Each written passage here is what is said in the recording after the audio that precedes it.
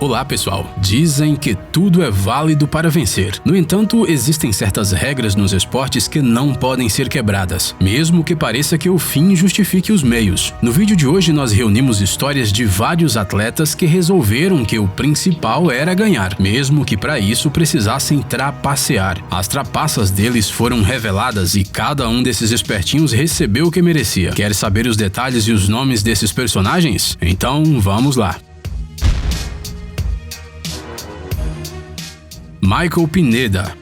No beisebol, a resina de pinho ou cedro é aplicada no taco para melhorar a aderência. Além disso, a resina às vezes é passada nas bolas. Embora as regras sobre esse assunto sejam bastante ambíguas, na maioria das vezes considera-se que desta forma os atletas possam trapacear. No dia 23 de abril de 2014, o jogador de beisebol Michael Pineda jogava no seu time contra o Boston Red Sox. O técnico do Red Sox, John Farrell, notificou os juízes sobre a presença de resina de pinho no pescoço de Pineda, e realmente havia no jogador uma enorme mancha dessa substância proibida.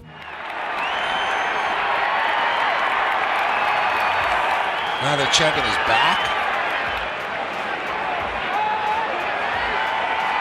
And they're throwing him out of the game. Por isso, Pineda foi desclassificado por 10 jogos, porque pouco antes deste dia, o atleta já quase tinha sido pego usando a resina, mas ele conseguiu limpar o bastão a tempo. E este não é o único caso de uma trapaça assim. Em 1988, Jay Howell foi expulso do campo porque o juiz encontrou resina em sua luva. Naquela ocasião, a desqualificação durou apenas 2 dias. Em 1983, George Brett foi pego usando uma grande quantidade de resina. Este incidente também é conhecido como Pine Tar Game e é considerado um dos mais controversos na história do beisebol. And the Yankees want the bat. Look at Martin measuring. George Brett out. Well, the Yankees win it. He's out. Yes, sir. Brett is out. And he's steaming mad. He is out. Danny Almonte. O Danny Almonte era um jogador de beisebol da República Dominicana na Liga Infantil de Nova York. Ele saiu em muitas manchetes em 2001. Almonte era um arremessador canhoto do Rolando Paulino All-Stars, o time da Liga Infantil do Bronx, em Nova York. Suas tacadas, a uma velocidade de 70 km por hora, eram simplesmente impossíveis de serem rebatidas. Todos viam em Danny uma jovem estrela do beisebol com um grande futuro, até que uma trapaça surgiu em sua biografia. Após uma competição, jornalistas publicaram documentos encontrados na República Dominicana. Eles mostravam que Almonte nasceu em 1987, não em 1989. Este dado o fazia adulto demais para participar da Liga de Beisebol Infantil, onde só crianças menores de 12 anos são admitidas. Nessa altura, Danny já tinha 14 anos. As investigações levadas a cabo pela Liga Infantil e pessoas da República Dominicana revelaram que o pai do rapaz registrou o seu nascimento 2 vezes. Por quê? Nós não temos ideia. E o segundo registro reduziu a idade de Danny em 2 anos. Como resultado, a Liga Infantil removeu o Danny Almonte e sua equipe do torneio. E o pai trapaceiro foi proibido para sempre de realizar atividades relacionadas à Liga de Beisebol Infantil. Sylvester Carmouche.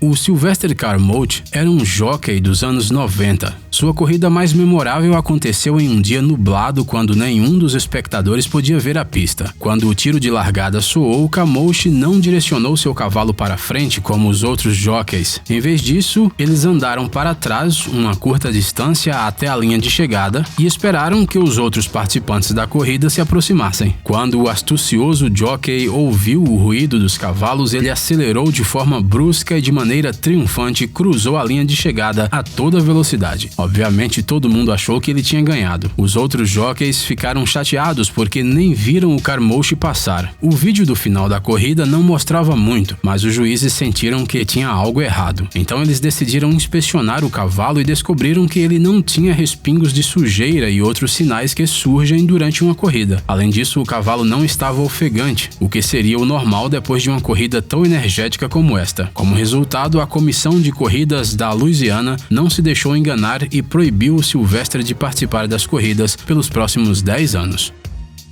Fred Lorz.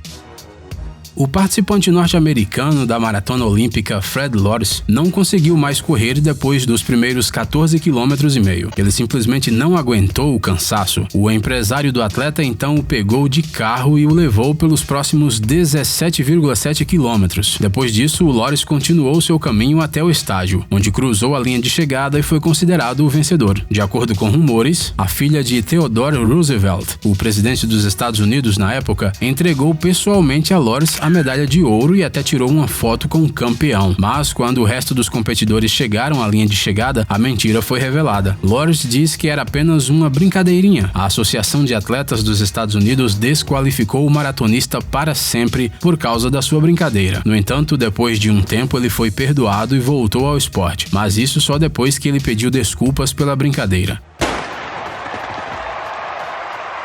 Na verdade, o Lorz realmente não queria enganar ninguém, as coisas simplesmente aconteceram assim. Em 1905, ele ganhou a Maratona de Boston e depois participou repetidamente de tais competições sem quebrar as regras.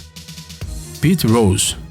O jogador de beisebol norte-americano Pete Rose é uma figura verdadeiramente notável. Ao longo de 24 anos de jogo profissional, ele teve muitas vitórias e pontuações muito altas. A técnica e o talento de Rose deveriam lhe dar um lugar no Hall da Fama. Mas em 1989, Pete foi acusado de apostar no beisebol e mais especificamente nos jogos em que participou como capitão. Parece que não é nada demais, não é mesmo? No entanto, no beisebol isso é estritamente proibido, porque o capitão pode influenciar o resultado do jogo. Rose negou tudo, mas sua culpa foi comprovada. Como resultado, o famoso Pete Rose foi proibido de jogar beisebol profissional até o fim de sua vida. Isso o privou da possibilidade de entrar para o Hall da Fama um dia. Só em 2004 que Rose admitiu oficialmente que havia apostado nos jogos de beisebol, mas continuou negando que tenha apostado contra sua equipe. Chicago White Sox. Depois de ter ganhado mais um título da Liga Americana, os jogadores de beisebol do White Sox jogariam numa final contra o Cincinnati e eram considerados os favoritos incondicionais. Antes do início do jogo, as apostas na vitória do Cincinnati subiram acentuadamente. Havia muito dinheiro em jogo. Surgiram rumores de que o jogo foi combinado e que os White Sox perderam de propósito. Em setembro de 1920, uma investigação revelou que 8 jogadores do time de Chicago estavam envolvidos em um acordo para perder a Série Mundial. O responsável de organizar tudo foi Arnold Gandil, que tinha conexões com o submundo do crime. Ele convenceu seu amigo, um apostador profissional, que seria capaz de mudar o resultado do jogo. O dinheiro para o acordo foi dado pelo famoso gangster Arnold Rothstein. Isso poderia ter sido um verdadeiro escândalo esportivo e criminoso, mas todos os testemunhos dos jogadores arrependidos e outras evidências importantes desapareceram misteriosamente. Bem, você pode imaginar o que aconteceu. Era Chicago nos anos 20. Como resultado, os jogadores de beisebol foram absolvidos pelo tribunal, mas severamente punidos pela liga, sendo desqualificados por toda a vida. New England Patriots. A equipe dos Patriots já mais de uma vez se meteu em escândalos. Em 2015 foi realizada uma investigação cujos resultados revelaram que os Patriots usavam bolas um pouco murchas. Soa engraçado e um pouco ridículo.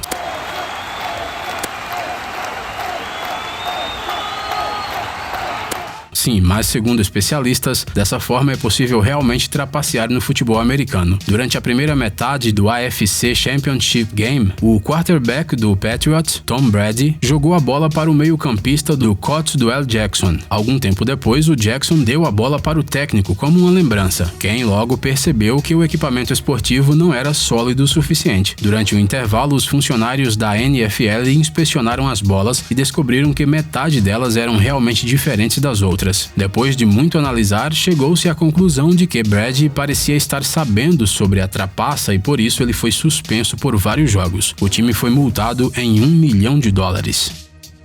Jeff Burton. A Associação Nacional de Corridas de Carros de Série se orgulha muito das suas regras estritas e de seus altos padrões. Por isso, quando Jeff Burton apareceu na pista de corrida em 1997 com o teto do carro claramente modificado, os membros da associação ficaram indignados. Afinal, as mudanças no design do carro eram totalmente ilegais. Minimamente porque o teto rebaixado poderia melhorar a aerodinâmica do veículo e isso daria ao Jeff uma vantagem contra os carros convencionais. profissionais dos rivais. Mas o que fazer nesta situação? Dar uma multa? Desqualificar? Nada disso. Em vez disso, os juízes decidiram destruir o teto. Sim, literalmente. Eles simplesmente o retiraram. Isso mesmo, sem teto, sem regras quebradas. Park Si-hoon. Nas Olimpíadas de 1988, este boxeador amador sul-coreano ganhou a medalha de ouro dos pesos médios.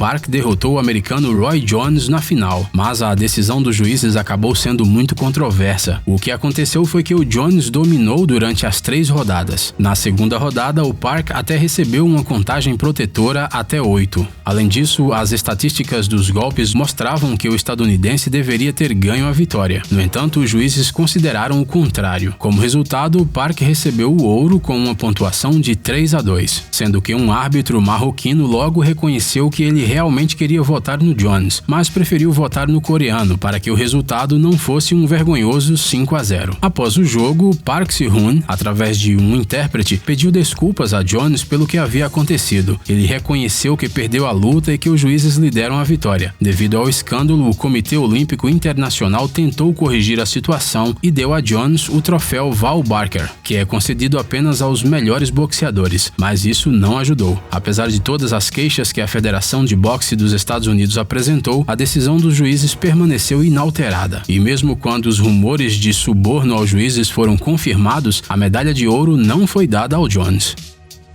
Donald Crow Rust.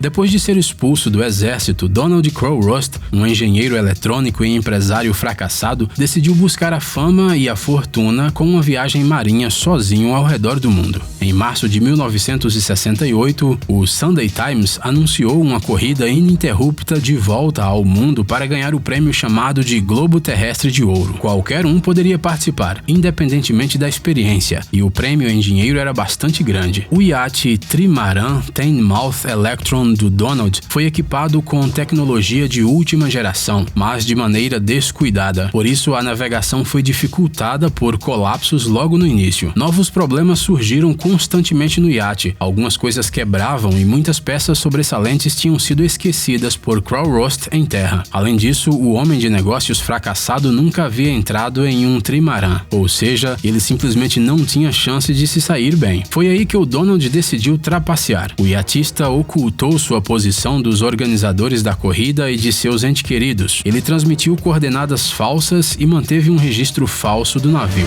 Ele ia fingir ter feito uma viagem ao redor do mundo, sem realmente fazer nada disso. Quando o principal rival de Donald, um iatista chamado Tetley, que estava muitos quilômetros à sua frente, naufragou, Donald se viu sem saída. Ele não podia perder a corrida porque agora ele era o único participante perto da linha de chegada, mas ele não podia vencer porque marinheiros experientes certamente estudariam o diário de bordo do navio vencedor, e eles iriam perceber a fraude. O que aconteceu depois, ninguém sabe. O iate de Crow Rust foi encontrado à deriva no Mar dos Sargassos, e o cara desapareceu sem deixar vestígios. Ei, amigão, você quer conhecer algumas tecnologias novas e uns gadgets legais? Sua mente já está no futuro? Você adora máquinas enormes e não pode imaginar sua vida sem robôs? Então dê uma olhada no Tech Zone e veja um monte de vídeos sobre essas coisas. Ficou interessado? Ótimo! O link está na descrição.